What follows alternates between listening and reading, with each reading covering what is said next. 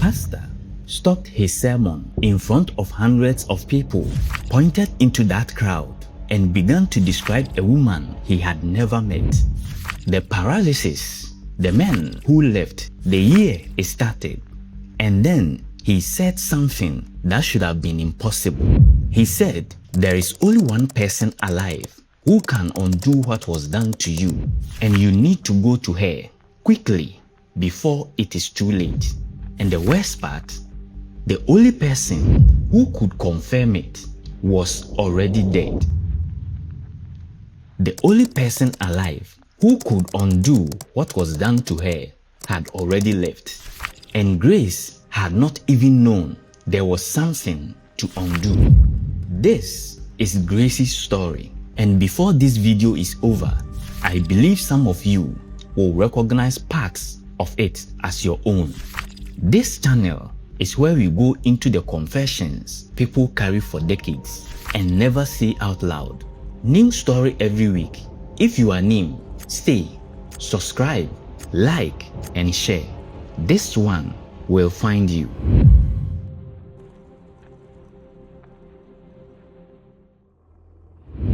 Grace did everything right. Stable job, strong faith, disciplined life.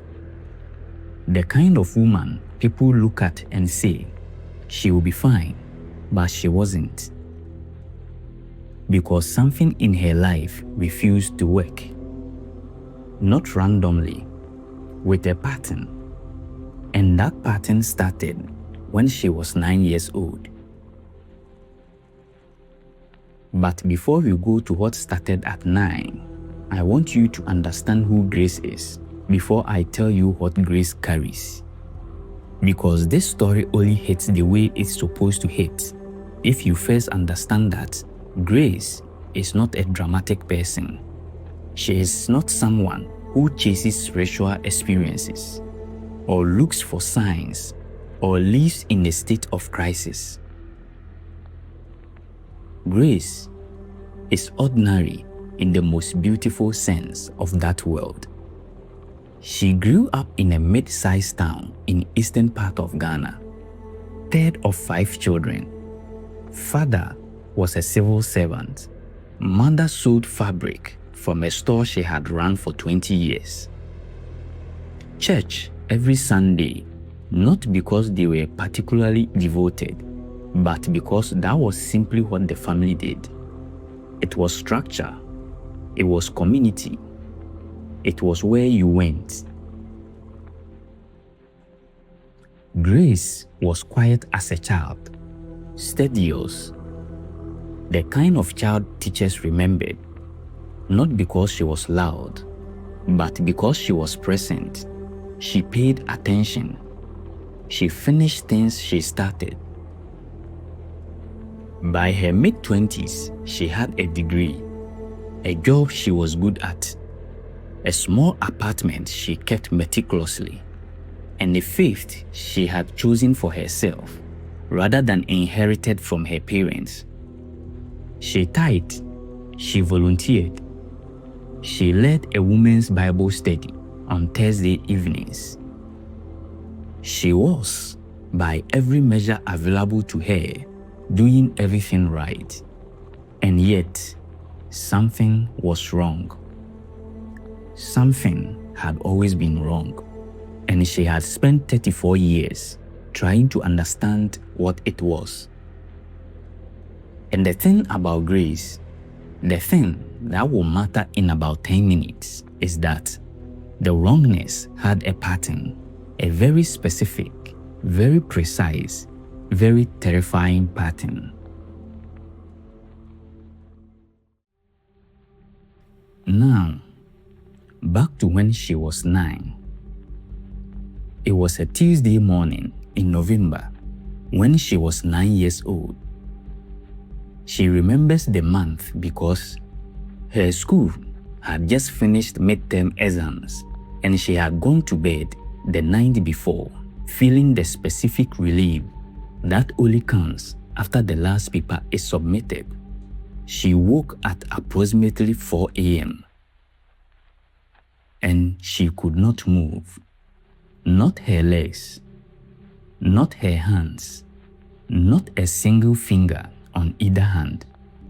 She lay on her back, staring at the ceiling of the bedroom she shared with her younger sister, who was sleeping quietly less than 2 feet away from her, and she could not make a sound. She was fully conscious, completely aware. Her mind was working perfectly. She could hear the sound of a radio from somewhere outside. She could see the ceiling. She could feel the weight of the blanket on her body, but her body would not respond for 4 hours. Then suddenly, completely, as if nothing had happened, it released her. She got up and told nobody. Not because she was frightened, she was terrified, but something in her, even at 9 years old, understood instinctively that this was not something that had a normal explanation, and she was not yet sure. She wanted to find out what the abnormal explanation was. That instinct, that 9-year-old's decision to stay silent, would protect her from fear for the next 25 years. But it would also keep her from finding the answers for just as long. The episodes continued, not every month, not randomly either, always, and I want you to hear this word, always in November. Sometimes the second week, sometimes the third, but always November. Always between 3 a.m. and 5 a.m. Always the same experience, full consciousness, complete paralysis, and a feeling she struggled to describe to me, but eventually settled on this word. Visited. She felt visited, not attacked, not tortured, something more deliberate than that, something that felt almost administrative, as if something was coming to check on her, to confirm she was still there, to take note of her and leave. By the time she was in her 20s, she had taken it to medicine, a general practitioner, a neurologist, a second neurologist, a sleep specialist who suspected a condition called sleep paralysis, a known phenomenon where the brain wakes up before the body does. Grace sat with that diagnosis for a week, and then she pulled out her records and showed the specialist something he could not explain. Sleep paralysis occurs randomly. It is triggered by stress, sleep deprivation, irregular schedules. Grace's episodes occurred once a year, same month, whether she was stressed or rested, whether she was sleeping well or poorly, whether she was at home or traveling. Once a year, November, every year, without explanation for 25 years. The specialist had no answer for that. He wrote in her file episodes of unknown origin and referred her to a colleague. She stopped going. But the paralysis, as devastating as it was not what broke Grace. What broke Grace was what happened every time a man tried to love her.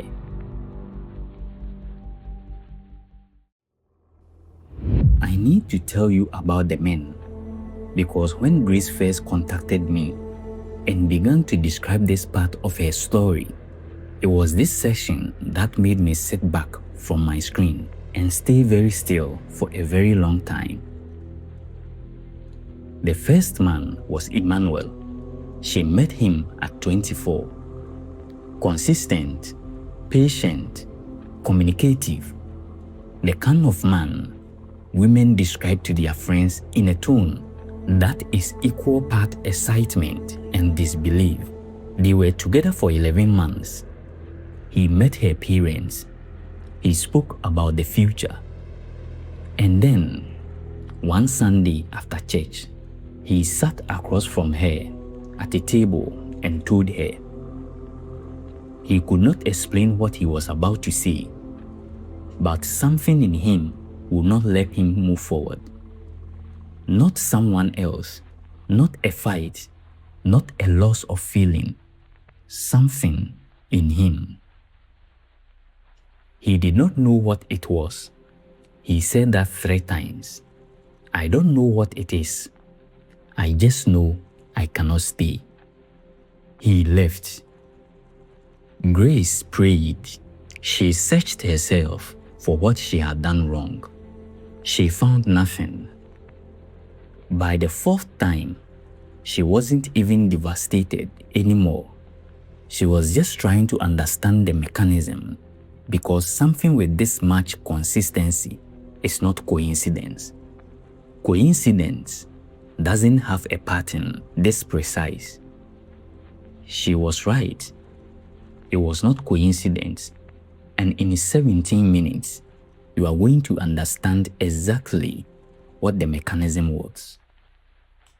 But first, I need to tell you about the Tuesday she felt her grandmother leave before anyone called her, before anyone said a word.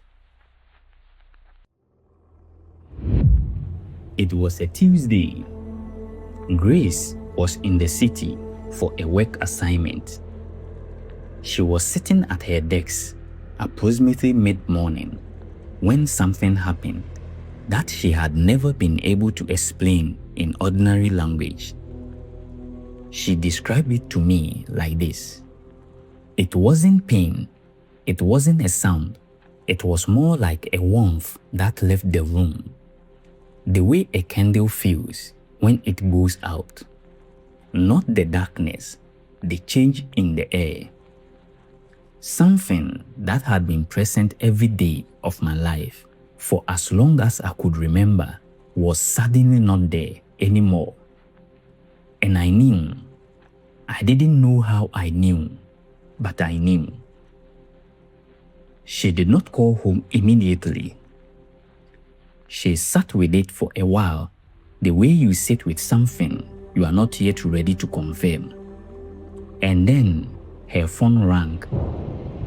Her mother telling her that her grandmother, 79 years old, the matriarch of the family, the woman who had been present at every significant moment in their history for half a century, had passed in her sleep that morning. Peacefully, her mother said. She went peacefully. Grace said, I know. Her mother assumed she meant she understood. She did not correct her. She began to pack her bag to travel home. And then it happened. The same kind of knowing that had told her about her grandmother, but this time in the other direction. Not yet. She described it in these exact words, and I am reading them to you directly. It was not a voice. It was not guilt. It was a wall, a quiet, firm, immovable wall between me and that bag. Every time I reached for it, something in me said, not yet. You are not supposed to leave yet. There is something here you came for and you have not found it. Now, Grace is not someone who does things like this. She is not someone who follows feelings over obligations. She had a grandmother to bury. She had a family waiting. Every reasonable, responsible, faithful part of her said, go home. but she could not make herself leave. She called her mother and said she would be home by the weekend. Her mother did not fully understand. Grace did not fully understand either. She had been vaguely aware of a 3-day crusade running in the city that week, Thursday to Saturday.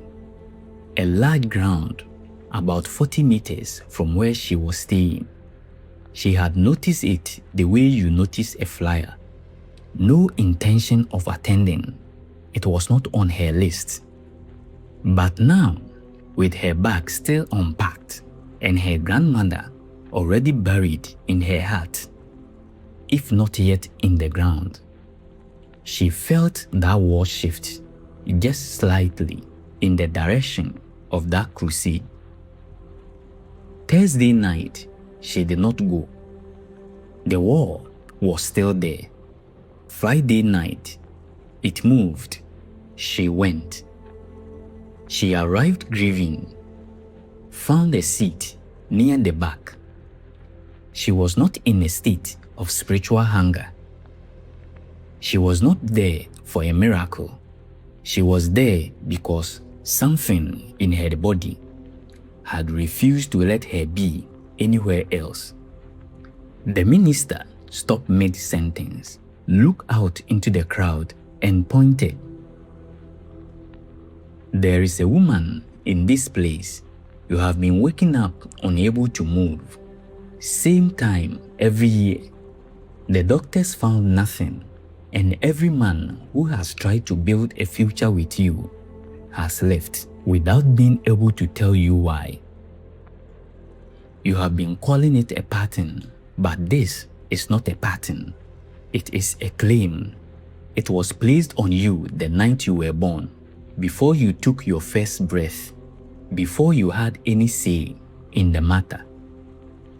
There is only one person on this earth who understands fully what was done.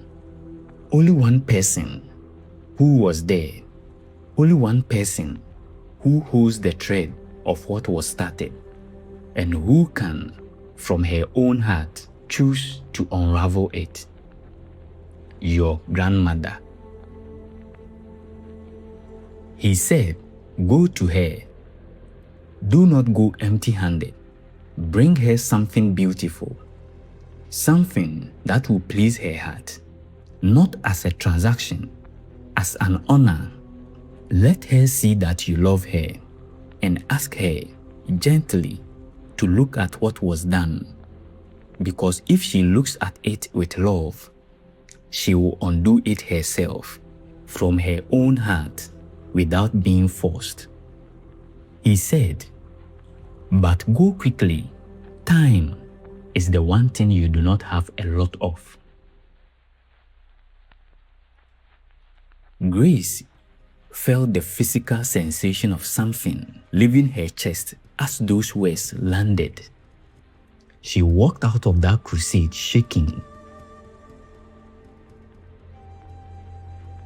Remember the day Grace had felt the warmth leave the room? The day she had sat at her desk and known without being told. Her grandmother had not waited for a phone call. She had said goodbye in the only way she could. And the minister, who had never met Grace, had just told her to go quickly to a woman who had already been gone for 3 days.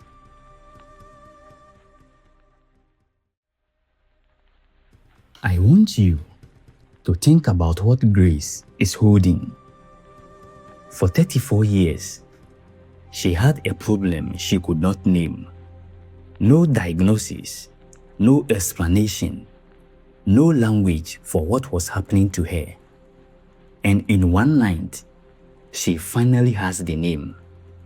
She knows what it is. She knows where it came from. She knows who put it there. And she knows exactly what to do about it. Buy something beautiful. Go to the grandmother. Let love do what force cannot. For the first time in 34 years, Grace has a path. The path leads to a woman who has been dead since Tuesday. She called me 3 weeks later. She was not crying when she called. That is the thing I remember most. Her voice was very quiet and very even, the way a person sounds when they have already moved through the worst of it and come out somewhere they do not yet have a name for. She said, "I keep thinking about the timing. The minister told me to go to her quickly. Time is the only thing you do not have a lot of." He said those words on Friday night. She had been gone since Tuesday. I don't know if he knew and was warning me that I had already missed it. I don't know if something was blocking him from seeing what had already happened. I don't know if I was supposed to go home on Tuesday, the day I felt her leave, and I chose wrong when I stayed. She paused. Then she said, "What I do know is this. She left on the same moment I finally had a reason to go to her, and I don't know what to do with that." I have thought about Grace's question every day since she asked that, because there is something in it that is not just hers. There are people carrying things, patterns, paralysis, closed doors that were started by someone who is still here, someone they could still reach, someone who could still, from their own heart, choose to undo what they began. And there are people like Grace for whom that person is already gone. And the question of what you do in that second situation, when the solution dies before you even know there was a problem, is one of the most serious questions I have ever sat with. I do not have a fast answer for it. I am not going to give you one today, because Grace's story is not finished, and what happens next, what she finds, what she tries, what opens and what does not, deserves its own chapter. And that is part 2.